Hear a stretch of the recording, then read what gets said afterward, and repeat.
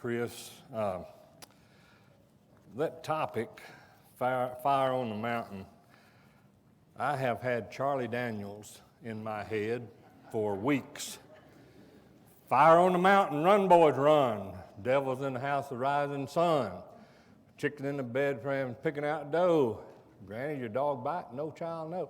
I can't get that out of my head, and that's bad. But I'm thinking, Chad must be a Charlie Daniels fan, but nevertheless, we'll try to get through this without Charlie Daniels. But it is an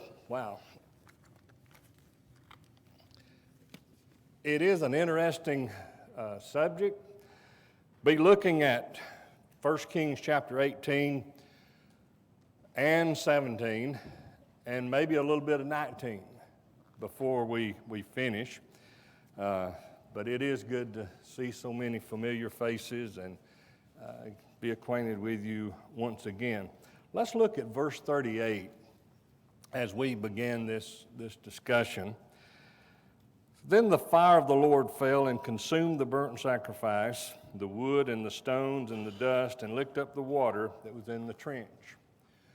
As the fire, of course, had to do with Elijah's contest with the prophets of Baal on Mount Carmel.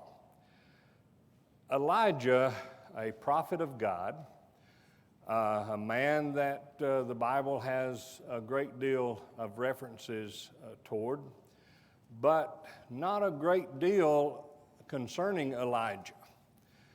Elijah comes on the scene. He's mentioned in 1 Kings chapter 17 as Elijah the Tishbite.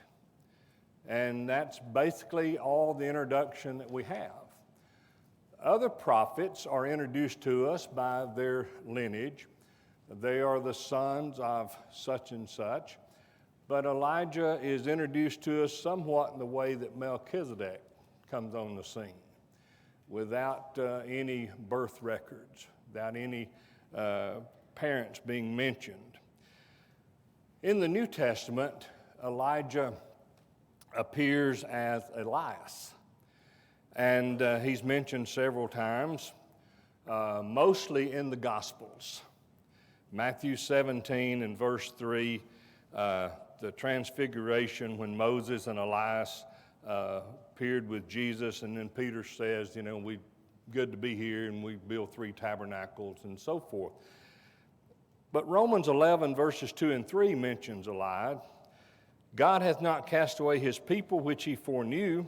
What ye not, what the scripture saith of Elias, how he maketh intercession to God against Israel, saying, Lord, they have killed thy prophets, dig down thine altars, and I am left alone, and they seek my life. And then in James 5, verses 17 and 18, Elias was a man subject to like passions as we are, and he prayed earnestly that it might not rain, and it rained not on the earth by the space of 3 years and 6 months. And he prayed again, and the heaven gave rain, and the earth brought forth her fruit. So this is somewhat a little background, if you please, on Elijah. Kind of know who he is, know his work. But what we will be concerned with tonight is this particular incident, this particular contest with Elijah and the prophets of Baal on Mount Carmel. And we're going to look at this in 3 sections. We're going to look at before the fire and smoke. Then we're going to look at the situation during the fire and the smoke. And then we're going to look at, if time will permit, after the smoke clears. We find ourselves on Mount Carmel, and the contest is underway, as we referenced in verse 38. But to get us in this situation, it would probably serve us well to go back to 1 Kings 17. And looking at verse 1, when Elijah makes his appearance before Ahab, the king of Israel. Elijah the Tishbite, who was of the inhabitants of Gilead, said unto Ahab, As the Lord God of Israel liveth, before whom I stand, there shall not be dew nor rain these years, but according to my word. I don't suppose Elijah was very comfortable being a gospel preacher and having to present lessons from time to time on certain subjects and topics, and knowing how it's going to be received. You dread it sometimes when hard sermons are required. I don't know of a real gospel preacher who enjoys preaching the hard sermons. They're probably out there. They're probably there, and there may be many, but I don't know them. The circle that I'm in, the friends that I have who are gospel preachers, they will preach hard sermons, but they don't enjoy it. Because when a hard sermon is required, it means that there is a problem. It means that the church is full of sin. That's not good. And it doesn't bring any joy to discuss those things. But Elijah goes before Ahab to tell him that you've seen the last drop of rain that you're going to see for a while, for over 3 years. That's it. Ahab was a very wicked king. His wickedness was known throughout the land. Omri was his father, and Omri was the king who did the most evil deeds of any king of Israel until Ahab comes on the scene. If you go back to 1 Kings chapter 16, verse 29, says, in the 38th year of Asa, king of Judah, began Ahab, the son of Omri, to reign over Israel. And Ahab, the son of Omri, reigned over Israel in Samaria 22 years. And Ahab, the son of Omri, did evil in the sight of the Lord above all that were before him. Think about it. Of all the kings of Israel, Ahab was the worst. He was the most evil. He was the most wicked. And there was one king of Israel that we know quite well by the name of Jeroboam, who was wicked, who was evil. In fact, a tag is connected to Jeroboam. Now, folks at Bowden, if I mention Jeroboam, they're going to tell you that Jeroboam caused Israel to sin. I hammered that into the folks at Bowden. If they forget it, they'll get beat with a hammer. I mean, that's just the way it is.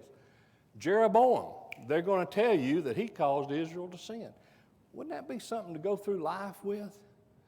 That my claim to fame is that I caused the people to sin? Well, but we're not going to go there. We're dealing with something else. But wickedness. Ahab, wicked. And then to make matters worse, he marries perhaps the most wicked woman who's ever lived. Her name was what? Jezebel. You know anybody that names their daughters Jezebel today?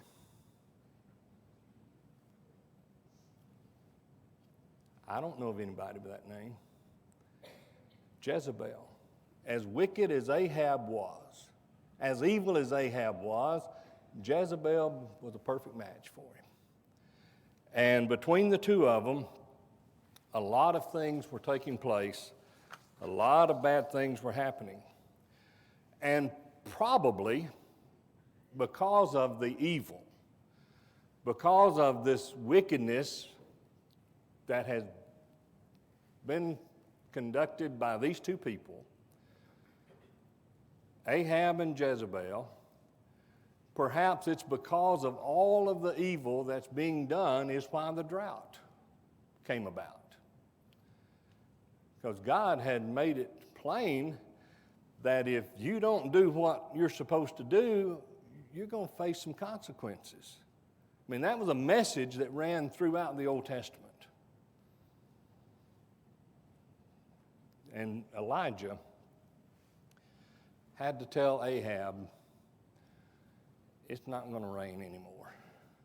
You've seen the last drop. But God takes care of his messengers. God takes care of his people. When Elijah told Ahab what's to come,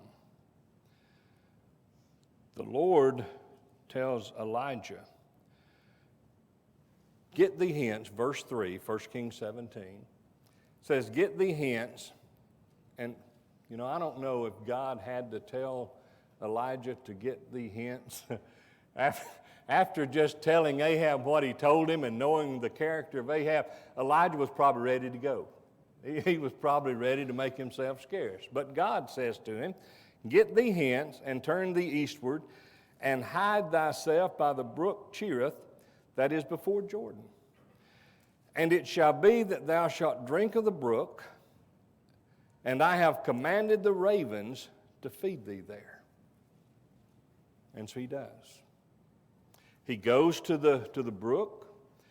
The ravens bring him bread and flesh in the morning and bread and flesh in the evening, and he drank of the brook.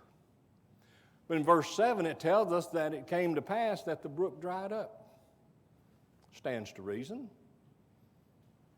Just common sense. No rain. Where's the water going to come to replenish the brook? It's going to dry up. It'll be gone. Probably about 6 months, Elijah lived in this particular place. The brook dries up, no rain. So Elijah goes further. God sends him to a widow woman of Zarephath.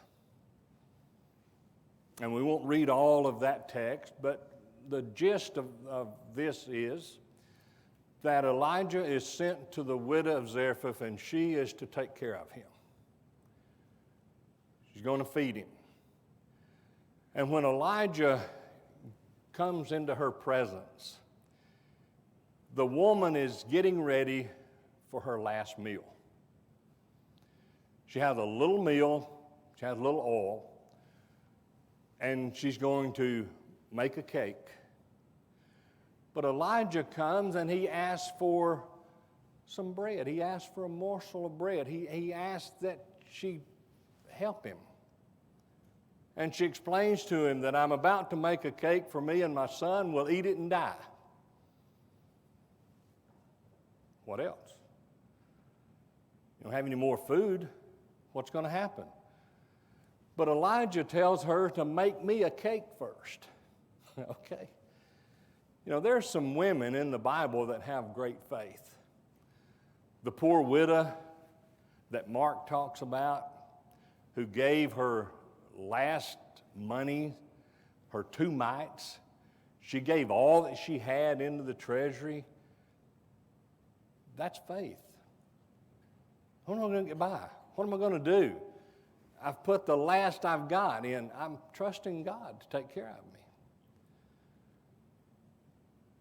I don't have any meal. I don't have any oil. I'm going to use all I've got, make a cake for me and my son, and then we'll die. And Elijah says, well, make me a cake first. Now, I don't know about you, but I'm thinking that I might be somewhat reluctant to do that. I don't know you. I don't know you. And I'm going to use the last substance that I have. I'm going to give you the last food that's in my possession. I don't think so. Somebody you don't even know. And there's no indication that she knew who Elijah was at this time.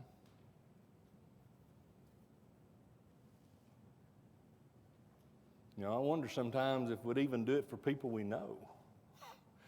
It comes down to our last bit of bread, but she does it. Her supply does not run out. The little jar of meal and the little cruse of oil didn't deplete. God said it wouldn't. I'm going to take care of you. That faith was strong. But then her son dies. You know, you ever been in that situation where I'm doing everything I know to do. I'm living as best as I can to please God. I'm doing all that I know to do that God tells me to do. And then one thing after another happens. One thing after another, and it seems that the world is falling in on you. She may have felt that way. She may have had that feeling. That what am I doing wrong? You know, there was a thought process with people of that day, and even in New Testament times, that bad things happen to people because of sin. While that is true, but not always true. Bad things can happen to people because of and by a direct influence of the sin that they commit. But bad things also can happen where we have done nothing. Remember Job's problem. Everything that could happen to Job happened, and then his friends come.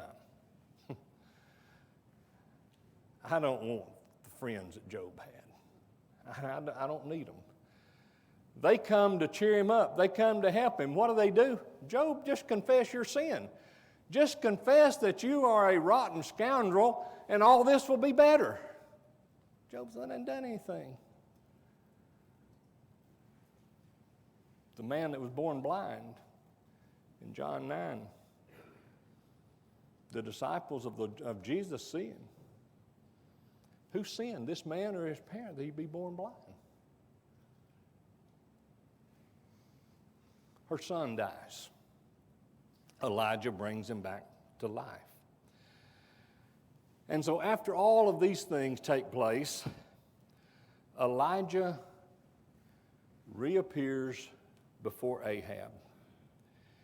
In chapter 18, Elijah makes another appearance before Ahab. And keep in mind, the first time he comes to tell him of a drought. The next time he comes, the drought is a reality and has been for years. May have not been any more of a pleasant task then than it was the first. But it came to pass after many days that the word of the Lord came to Elijah in the third year, saying, Go show thyself unto Ahab, and I will send rain upon the earth. And Elijah went to show himself unto Ahab, and there was a sore famine in Samaria. So Ahab is now being confronted by Elijah, and this meeting is set up by Obadiah, who is the governor for Ahab, working in this administration. But Obadiah is a good man. Obadiah is faithful to Jehovah. And so Elijah comes to him and he calls for Obadiah. And verse 4 says, For it was so when Jezebel cut off the prophets of the Lord that Obadiah took 100 prophets and hid them by 50 in a cave and fed them with bread and water. And Ahab said unto Obadiah, Go into the land unto all fountains of water and all brooks. Peradventure we may find grass to save the horses and mules alive, that we lose not all the beasts. So they divided the land between them to pass throughout it. Ahab went one way by himself, Obadiah went another way by himself. And as Obadiah went in the way, behold, Elijah met him. And he knew him, and he fell on his face and said, Art thou that, my lord Elijah? And he answered him, I am. Go tell thy lord, that is Ahab, behold, Elijah is here. Notice Obadiah's reaction. And he said, What have I sinned, that thou wouldest deliver thy servant into the hand of Ahab to slay me? As the Lord thy God liveth, there is no nation or kingdom whither my Lord hath not sent to seek thee. And when they said, He is not there, he took an oath for the kingdom and nation, they found thee not. And now thou sayest, Go tell thy Lord, behold, Elijah is here. What are you trying to do to me? As we'd say in North Georgia, my life's not worth a plug nickel. Ahab is not going to be happy. He's been looking for you and telling him you're not here, and now I'm going to go say, hey, Elijah's here. Obadiah, a very faithful servant of Jehovah. Elijah said, as in verse 15, Elijah said, As the Lord of hosts liveth, before whom I stand, I will surely show myself unto him today. So that was the problem. Think about it. Elijah was on the most wanted list. Obadiah going to Ahab and says, Elijah's here. What if you don't show up? Elijah says, I will be there. Worry not, I will be there. And so Obadiah went to meet Ahab and told him, and Ahab went to meet Elijah. And it came to pass, when Ahab saw Elijah, that Ahab said unto him, Art thou he that troubleth Israel? And he answered, I have not troubled Israel, but thou and thy father's house, in that ye have forsaken the commandments of the Lord, and thou hast followed Balaam. We'll get back to that in a minute. Here's a situation. Elijah and Ahab are to have another meeting.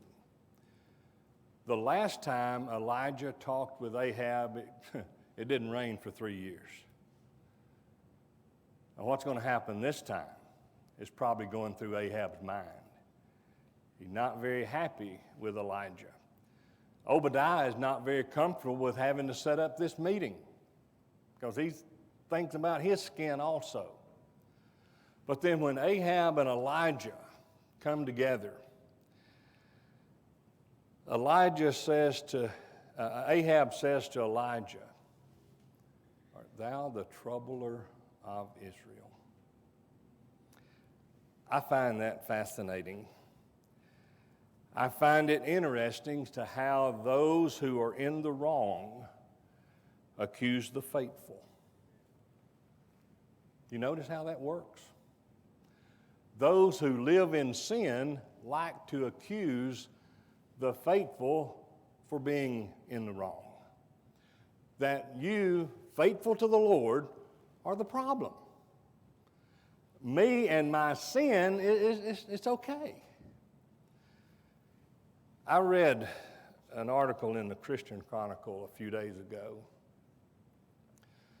Had to do with a group of folks that went to Orlando to meet with the homosexual community in that place. Some with backgrounds in the church were interviewed. And one young man who had been a member of the Lord's church, had attended the Lord's church earlier in life, was blaming the church for his woes. He made the comment that all we are seeking, all we want is just to be accepted. And he said, I don't expect faithful members of the Church of Christ to approve of my lifestyle. Now that may sound pretty good. All we want is to be accepted. I don't expect approval. Guess what? It doesn't work that way. Notice what Mr. Webster says about accept. To receive willingly, to be able or designed to take or hold, to give admittance or approval to endure without protest or reaction, to regard as proper, normal, or inevitable, to recognize as true. All we want is to be accepted. Really? You're not wanting much. We want to be part of your youth groups. I guess because they've taken over the Boy Scouts, figure why not take over the church youth group? Just to be accepted. Receive us. Act as if this is normal. And it is true. I have some fears. I have some fears that it's not long, that it's not that far in the future before we will be accepting that lifestyle. We will, when I say we, some congregations of the Lord's people will be performing same-sex marriages. They'll be welcoming with open arms the homosexual community. By the way, pardon me if I don't use the word gay in connection with the homosexuals, but I just can't do it. Gay is a very beautiful word, and it doesn't fit with the homosexual agenda. We'll be accepted. Now, I know those of you who know me and those of you who don't know me are probably thinking, you're an idiot. Well, Gary, that's pretty well true, isn't it? But why not? Why not? Why would I not have a fear that we're going to accept this? Look at all the things we have accepted. Look at the things that we have accepted. Social drinking. When Connie and I worked with a congregation in Chattanooga, Tennessee, I was the troubler of Israel because I preached against social drinking and lost a job. That's okay. I'd rather be fired for preaching against sin than to be retained if I had to keep my mouth shut. Again, those who know me know that keeping my mouth shut just can't happen. It's not going to happen. You're the trouble. You're the problem. You're the troublemaker. You're preaching against sin. We had a group of folks that liked to drink, and I preached against it. Like a friend of mine who was fired from a congregation down in South Alabama because he used too much Bible. Roger, you believe that? Yeah, you can believe it. You've been around. You ain't around. Roger's old. He's been around a long time. He knows about this stuff. The troubler of Israel. We've accepted unscriptural marriages. When Connie and I were in Mississippi, Karen's lovely statehood, that's pretty good. Not that part. The other part's what's nice of Mississippi. Where this happened, it wasn't really a nice part of Mississippi. You know where it is, though. Connie and I arrived, and this was our first full-time ministry. And shortly after we started working with this congregation, it came to my attention that the previous preacher was fired. That's always something you really you like to find out. You just move, you got everything unpacked, and the preacher that was before you, they fired him. The reason they fired him was because there was an elder whose wife played the piano at the Baptist church. And I'm thinking, you got to explain this to me. An elder's wife played the piano for the Baptist church and you fired the preacher. Yeah, he didn't handle it right. Really? How do you handle that right?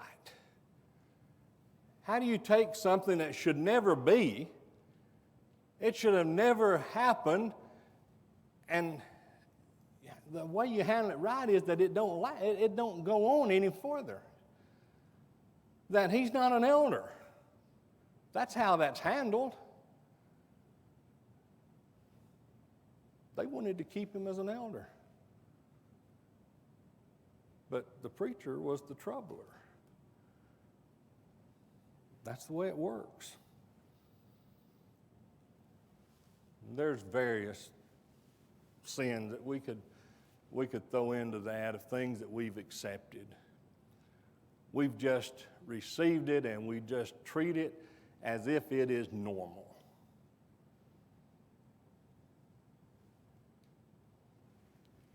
The troubler of Israel.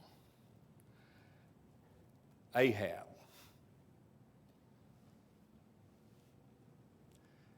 The audacity of the most wicked king of Israel to tell the servant of Jehovah, to tell God's prophet that he's a troublemaker.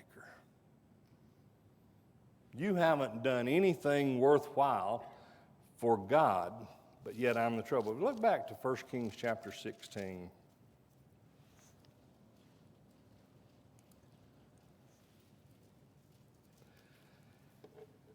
Verse 23 said, in the 31st year of Asa, king of Judah, began Omri to reign over Israel. This is Ahab's father. 12 years, 6 years reigned he in Tirzah. And he bought the hill Samaria of Shemer for 2 talents of silver, and built on the hill, and called the name of the city which he built after the name of Shemer, owner of the hill Samaria. But Omri wrought evil in the eyes of the Lord, and did worse than all that were before him.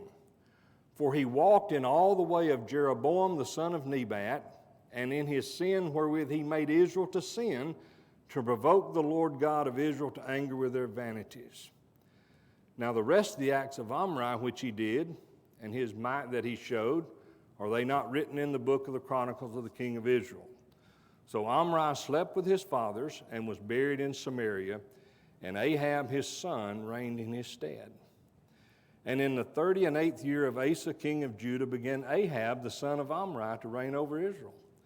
And Ahab the son of Omri reigned over Israel in Samaria 22 years. And Ahab the son of Omri did evil in the sight of the Lord above all that were before him.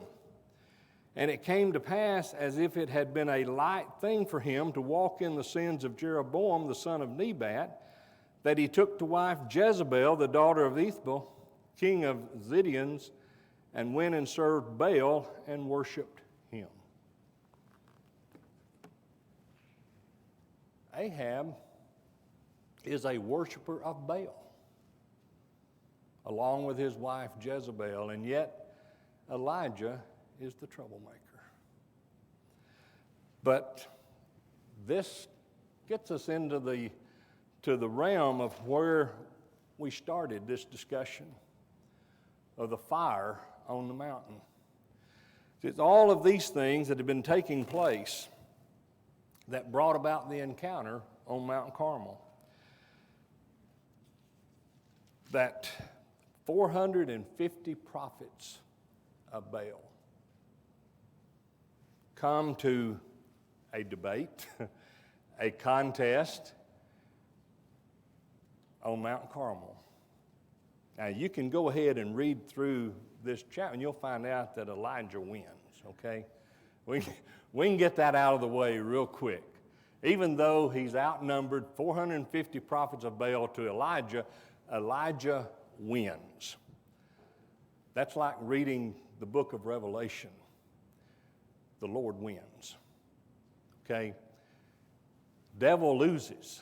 So to put your hopes on the devil that's not wise, because he's going to lose. But all of these things have taken place.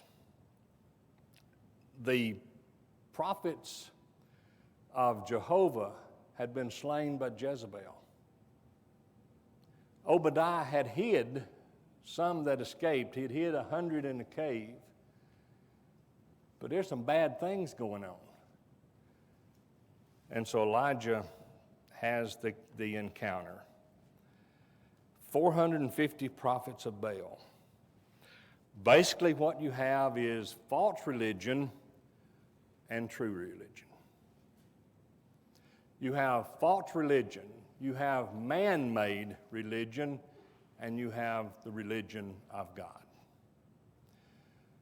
And notice the masses. 450 prophets of Baal, 450 in the man religion, the religion of men, one with a true religion. That's not unusual, is it? It's not unusual for false religions to have the numbers. Megachurches. Megachurches, which are identified as being churches whose attendance are 2,000 and more, on up into the 20,000 and 30,000 in attendance. The megachurches. I think I have an idea of how they get the numbers. A megachurch pastor, not too awful far from Bremen, not in Bowden, there are no megachurches in Bowden, but out of Baal. Yeah, well, I don't pay attention to them at home either, so. He made this statement. He says, we are going to let go of the things that have been holding us back. We're going to let go of the things that have been holding us back. We are going to do our best to re-embrace what Jesus had in mind when he said, this is something new. Don't quite know what that means, but I do know what the first part of that means. What holds a church back? What keeps the people from flooding in? It's called the Bible. It's called the truth. I don't want the truth. I want to be comfortable. And so the megachurch says, come on. Because we're not going to make you uncomfortable. You're not going to hear the truth in this place. You're not going to hear the truth. We're going to accept the homosexual community. It doesn't matter how many times you've been married or to who. If you're married to your dog, we're gonna bring you in. The things that hold back, we're going to turn them loose. It means we're not going to preach against sin. Anybody heard of Joel Osteen? Has that character ever said anything about sin? I don't know if it has. They don't want to say anything about sin because we want your money. We want your money. the vain religion. And notice in verse 28, 1 Kings 18, that they were enthusiastic. They cried aloud and cut themselves after their manner with knives and lances until the blood gushed out upon them. We're into it, folks. We're dancing and shouting and waving our arms. A lot of excitement. But you know, Paul said something about that in Romans chapter 10. My heart's desire, prayer to God for Israel is they might be saved. I bear them record that they have a zeal of God, a zeal for God, but not according to knowledge. And what they do about that, Paul? Well, they set aside God's righteousness and establish their own. The religion of man has their own, and they're deceived. Their God couldn't produce. Elijah taunted them. Your God is not answering you. They put the sacrifice out. Your God must be asleep. Yell, talk louder, cry out. But then when Elijah puts his sacrifice on the altar, the fire comes and consumes it. It's all over. We had about 45 more minutes of stuff that we could have gotten to, but Chris had that clock to go off. Pardon?